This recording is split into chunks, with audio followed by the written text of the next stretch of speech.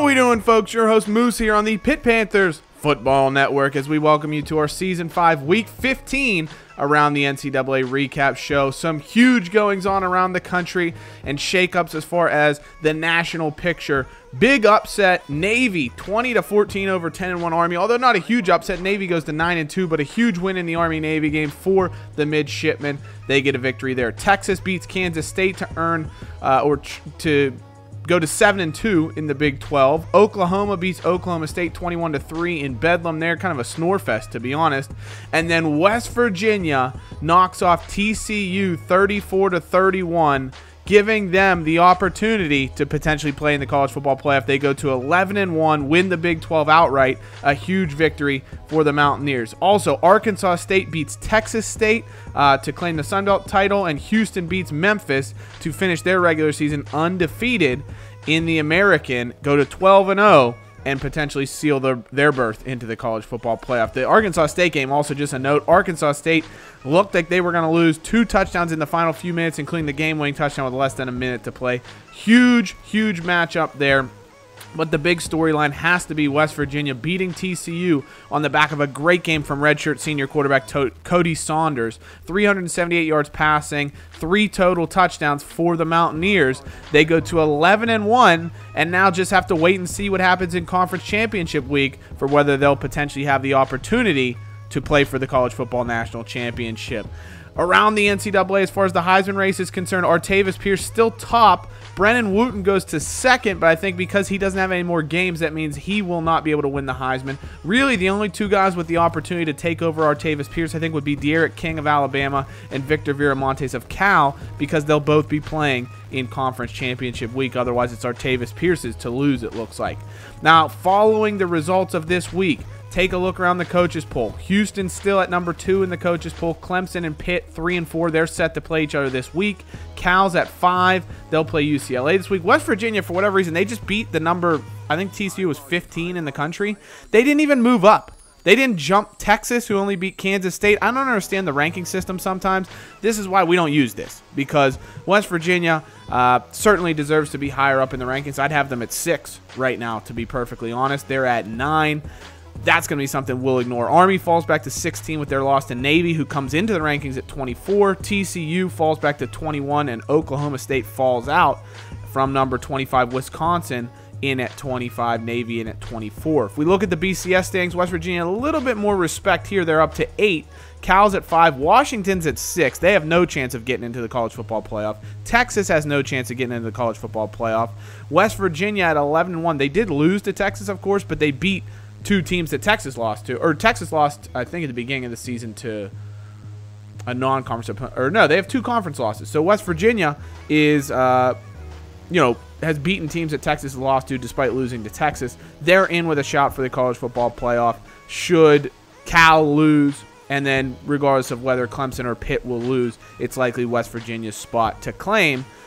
Should Cal go down, basically is the way it's going to shake out. Conference Championship Week, though, huge week in terms of national, events and what may take place. Some other games, though. Conference USA, Rice versus Middle Tennessee State should be a fun game between 2 teams that have been solid in the last few years, definitely in this particular dynasty. Fresno State will take on New Mexico. I think they'll be hosting it, actually, in the Mountain West Championship game. Fresno State has been very good this year. They're likely expected to come out victorious in that one. In the MAC, a little MACtion, Western Michigan, only 6-6 on the year. They'll be taking on Miami University, who's been very good so far this season. I would expect them to come out victorious in this one as well. They've just been better overall in the MAC this year. Big Ten Championship game. Penn State's at 10-2. They're looking to have a solid finish to the season. Of course, a couple of upset losses for them. They lost to Ohio State, and then that horrible loss that they had to Rutgers, I think Michigan State. They lost to Michigan State. Ohio State lost to Rutgers. But a couple of tough losses for Penn State. They've still had a very good season. They're taking on a Wisconsin team that's very impressive, though. Great rush defense, but Penn State likes to pass it. Wisconsin stinks against the pass. They've got a very good offense, so they like to pass around. Penn State, okay against the pass. Wisconsin's big thing is turnover differential. That should be a great game. Of course, the winner likely to go to the Rose Bowl and won't feature in the college football playoff.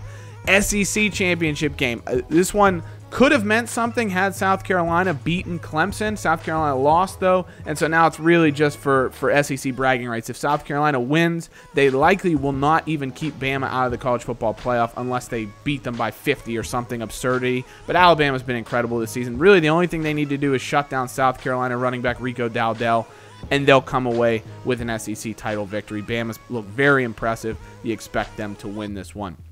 UCLA taking on Cal in the Pac-12 championship game. Now, this is a game that will have significant national implications. If UCLA wins, it's going to throw a wrench into the college football playoff. Cal basically can win, and they're in. The interesting thing to see, though, statistically, UCLA's better.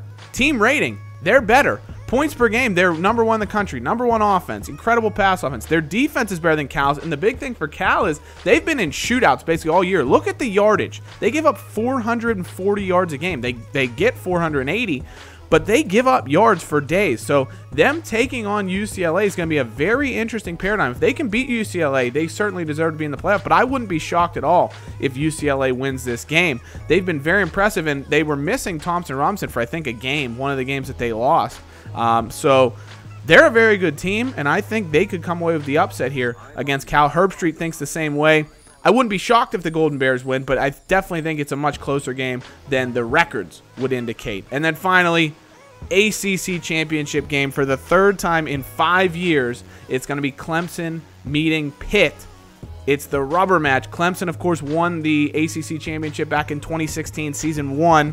Pitt won the ACC Championship back in Season 3. So every other year we've been taking each other on. Now 2020, Season 5, Pitt versus Clemson. Should be a great matchup. And the big storyline is going to be how will that Clemson offense move the football against a Pitt defense that's been very good but has struggled against the pass recently. And look how good Clemson's passing offense is. We know how much talent they have. It's going to be great. Clemson, though, on an absolute tear right now. Remember that huge upset loss they had to Kent State early in the season? Doesn't look as bad now because Kent State's 8-4. They've had a fairly good season, but Clemson lost to them to start the year, and they have since just gone on a run. 11 straight victories, a couple of them closer than they'd like. Virginia Tech by 4, Central Michigan by 7, Louisville by 4, NC State by 1. But then they've been blowing teams out recently. Easy win over Wake, beat Florida State, blew out Syracuse, blew out Boston College. It had to be a come-from-behind victory, but they still smoked South Carolina in the final scoreline. Great victories for Clemson. Of course, they're led by Zarek Cooper, the senior quarterback. Overton's been incredible, receiving 77 catches, 1,221 yards. Very, very good. Comparable statistically there to Jay Keys. He doesn't have the touchdowns, but statistically he's been very good. They got Isaiah Simmons still on defense, so they are stacked. There's no doubt about that for the Tigers. They got a great team. Kenny Pickett's been very good for the Panthers. A career-high 26 touchdowns for the senior signal caller. C.J. London's now taking over the rushing lead for the Panthers, and Jay Keys incredible. 83 catches on the season. The Pitt record, remember, Larry Fitzgerald, 92 receptions. So Jay Keys could, in theory, even catch Larry in the ACC title game. Injury-wise, we are a bit cleared up. Tyquan Sutton's the only injury. Benjamin Ogden will try to play. He's coming off a back injury, so hopefully he'll be okay. Plus, all the other guys we had get injured in the Miami game are good to go. Clemson will be missing a few guys. Bobby Pratt, who's actually their backup quarterback, not a big deal. Greg Perkins, though, starting right tackle, will be out with a broken hand. He's probably their biggest loss. Foster's a backup right end who was playing defensive tackle for them, but he'll be out as well. So you look at this Clemson lineup. They have like 1590 overall rated players. I mean, the amount of talent that Dabo Swinney's able to bring into Clemson, it's undeniable. You know that Clemson's going to have a very good team. Now, they don't have as much depth as they've had in recent years. You can see you get past the 80s about halfway through, and then there's not a ton of 70s. It pretty much drops off to 60s. But they have Zarek Cooper at quarterback, 99 overall, 83 speed. He can pass the ball around. It's his first year as a starter for the Tigers. They had Kelly Bryant last season, and then, of course, Deshaun Watson in the seasons before. But Zarek Cooper, finally his time, and he's shown some ability. He can run the football as well, 40 yards a game. Good throw power, very accurate quarterback as well, only 6 interceptions. He's going to be tough to go against. Will Alford, the true freshman, will be his backup in this game because of the injury to Bobby Pratt. So it'll be interesting to see if we have to see Alford in this game. Halfback, they're very top-heavy. Anthony Riggs, the true junior, good speed, good runner. Only 72 yards per game, but he's got good running ability. Another good speed player is Andrew Hunter. He's at 40 yards a game, 92 speed. Couple of good players there. Beyond that, they have a pretty significant drop-off, but these two guys are still young. They're very, very solid, and they can play an impact if Clemson decides to run the ball. Where they're unbelievable, though, is receiver. DeAndre Overton, the redshirt senior, we showed his statistics before. And then they have Ian Evans, 96 speed, their number 2 receiver. Then they have Chase, 93. James Phillips, 92. Adam Chandler, who was actually a target for us back a couple of seasons ago when we got Paul Lease. Paul Lease was the guy we were able to sign. Adam Chandler was the one that got away. 95 speed right now, 87 overall. Craig Petty, 86 overall. They're incredible. Their receivers are disgustingly good, and this is going to be an area where we're really going to have to buckle down. Our pass coverage, especially last game against Miami, we gave up 400 yards passing. We can't afford to do that against Clemson. The last time we played Clemson in the ACC Championship game, if you remember that from 2 seasons ago, we held Clemson to 150 yards of total offense. I think they ran for 80 yards and passed for 70 yards, or vice versa. It was an incredible performance. If we can replicate that this season, I mean, we would be in incredible shape. I think that's going to be very hard to do with the amount of offensive talent that Clemson has. And on the line even, David Scott at left tackle, 86 overall, and Tremaine Ankrum will be starting at right tackle because of the injury we mentioned. He's a pretty good backup to throw in as well. Very, very solid player. He'll be starting at right tackle for Clemson. They got John Simpson. He's an NFL. He's a first-round pick at left guard. Incredible player. Probably the one weak spot, Michael Hubbard, the true freshman, starting at center. But even as a true freshman, he's not bad. He's got pretty solid overall rating. So that's maybe their weak point, as well as with Jerome McNamara at right guard. A couple of freshman starters we can hopefully take advantage of. That's where Darren Toth lines up between those two guys. Hopefully he can have an impact because he's struggled the last couple of games. If we can see him get out there, that'd be great. Jason Ortiz, a good solid player at right tackle as well, who could fill in for Greg Perkins if they need him to. Now, on the defensive side of the football, still very good. Matt Townsend, redshirt sophomore, and he's 87 overall. Marcus Jefferson, good solid player. Trevor Washington, good solid player. But Townsend is a guy to watch out for. They also have Charles Cook, the redshirt junior, 86 overall, solid player who can get in after the quarterback. They'll be missing Nicholas Foster, which is good to know because he normally plays defensive tackle. So they'll be missing him at the defensive tackle position. Niles Pinckney will be starting at DT. I think one of the other defensive ends that we showed you, Washington or someone of that nature, will be starting at defensive tackle instead because, you know, the other backups are just not ready to go. At outside linebacker, Jamie Skalski, he's a guy that's been around forever. Impact player for them. He's a leader on this defense. One of their captains. Very, very good player. At middle linebacker, they will be starting a 68 overall middle linebacker. Chad Carlson would be their best player, but Chris Clark will be starting at middle linebacker. He will be backed up by John Ratliff, 88 speed as well, who will definitely get significant playing time at middle linebacker. He's a good player. I'd expect to see a lot of him, as well as Walter Richardson, 89 overall outside linebacker, the senior. I mean, they're just stacked. Their team is really good. But like I said, if we can tire them out, they don't have a ton of depth. Cornerback, they're very, very good. Bobby McDaniel, 94 overall. He doesn't have a ton of interceptions in his career, but a good number of pass deflections. He's got a lot of speed. William Walker, the redshirt junior, is very, very solid. Behind them, they have Nathan Scott. They got McNamara. They got Dan McIntyre, who's a freshman, 93 overall, 93 speed, 80 overall. He can play a role as well. They're very, very good at cornerback, and they have a lot of speed. That's the one area. So we're going to need our route running to be crisp. We're going to need to be able to get away from those defenders because we're just not going to beat them over the top. They have the speed to keep up with our guys. And then probably the best player on this defense, Isaiah Simmons, the free safety, probable first-round pick again. He's an incredible player. He can do whatever. 3 picks, a touchdown, 5 deflections. He's got sacks. He can do literally everything. And then he's backed up by Robert Hearn, Bobby Hearn, the sophomore, 84 overall, good player at free safety.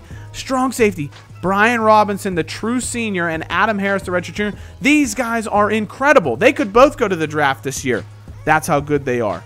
Clemson's ridiculous. I can't even go through this lineup without getting upset and worked up because this game is going to be a bloodbath. Clemson is so, so good. It scares me because I mean, we've been so good the last couple of years. We've got 2 ACC titles. We finally look like we've turned a corner. Our recruiting's good. We've got a great team. We've got a senior quarterback.